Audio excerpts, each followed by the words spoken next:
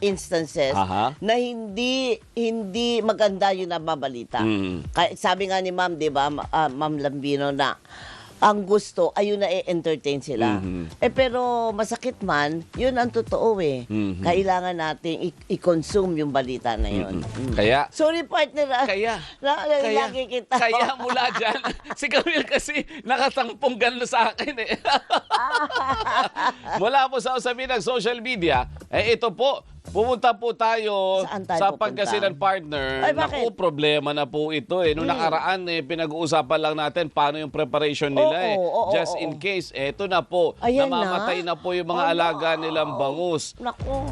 Kausapin po natin ang presidente ng Samahan ng mga Magbabangus ng Pangasinan sa MAPA, Sir Christopher Aldo Sibayan. Sir, good morning. Good morning, sir.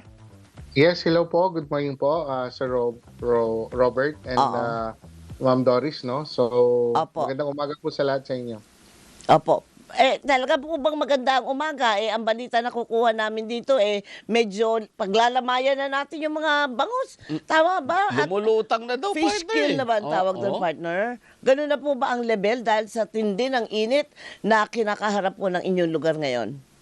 Well, unfortunately, ma'am, mayroon na po tayong mga natalang mga incidents po ng fish kill or gataw, no? Dahil po sa resulta nitong napakainit na panahon. So, tama nga po kayo, medyo depressing nga po itong mga updates na nakukuha natin sa mga members natin.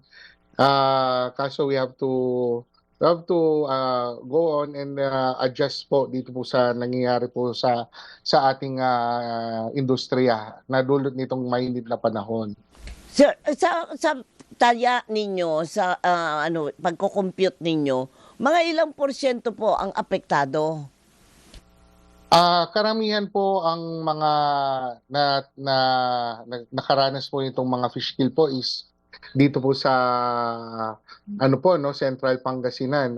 Ito po yung may mga palaisdaan na supposedly may mga aerators po itong mga to. Oo.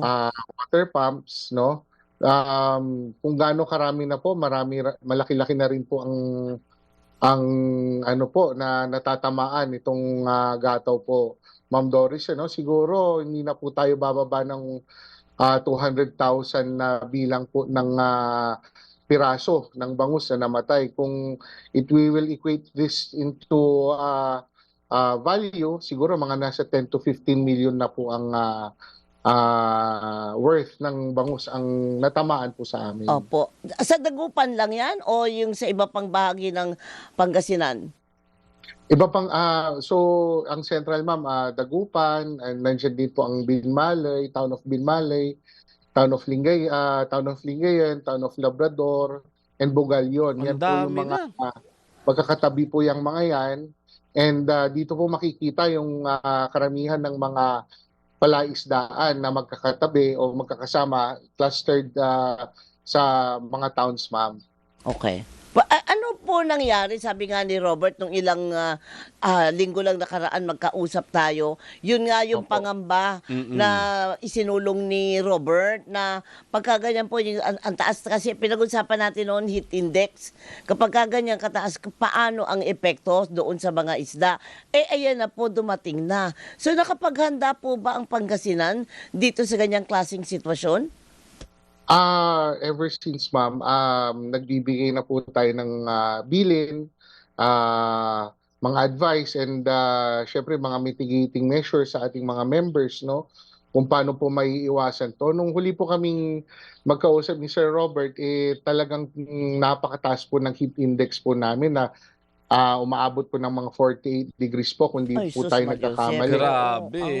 Opo. And that was about 4 weeks ago. Pero ngayon, nandito tayo sa transitionary weather na tinatawag, na papasok na po ang tag-ulan, na itong mga manakanakang tag-ulan na to, nakaka-trigger po ito ng fish kill o gataw, lalo na kung maiksing panahon lang. Kasi from hot weather, mainit po yung tubig, uulanan po ng konti, nabibigla po yung isda natin sa sudden change of temperature. So, na-stress po yung isda natin na nagkukos po ito ng gataw po na tinatawag. Opo. So yung partner, sa pagkakaalam mo, saan napupunta yung mga libo-libong isda na namamatay? Yun nga, sir. Tapos, hindi ba usually, Sir Christopher, kapag may namatay na mga Oo. isda, Oo. medyo may threat din doon sa mga naiiwan pa na kasama nila doon sa pond?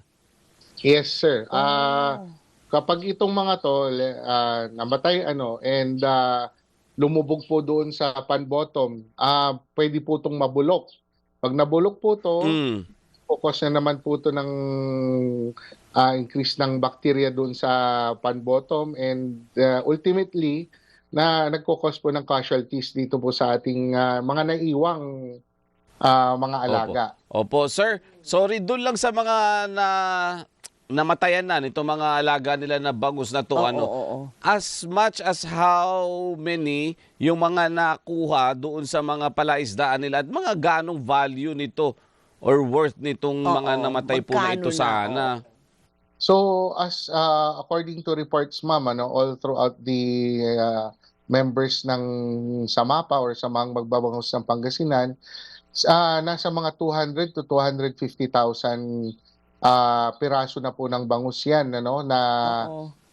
ito po yung malalaki. Pwera pa po yung maliliit na fingerlings na tinatawag. So kung i-equate po natin sa value, siguro nasa mga 10 to 15 million pesos na rin po ito na acquire na losses or damages po ng mga producers po ng bangus. Opo. Ang kasamaang palad, ang mga maliliit po na mga producers, sila po yung mga natatamaan dahil unang-una wala po silang pambili po ng mga aerators dahil may kamahalan din po yan. Correct. Yes, and pangalawa, kung meron man po, dahil mataas-taas pa po ang presyo ng ating mga ng gasolina, diesel, yung mga water pumps po na tumatakbo through engines po na pinapatakbo ng gasolina at diesel, hindi po nila na-maximize Naku, yun yung pa. ng pag-ooperate po yan dahil medyo mataas pa ang presyo. So talagang nararamdaman po ng ating mga members itong epekto po, hindi lang po ng kumbaga compounding.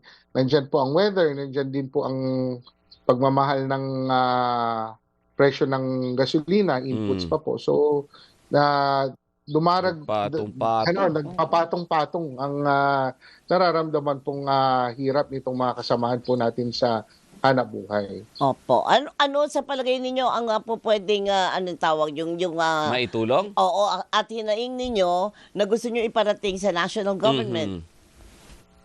We have in constant communication naman po sa ating government. Unfortunately, medyo mabagal lang talaga po siguro ang babaon dating ng suporta.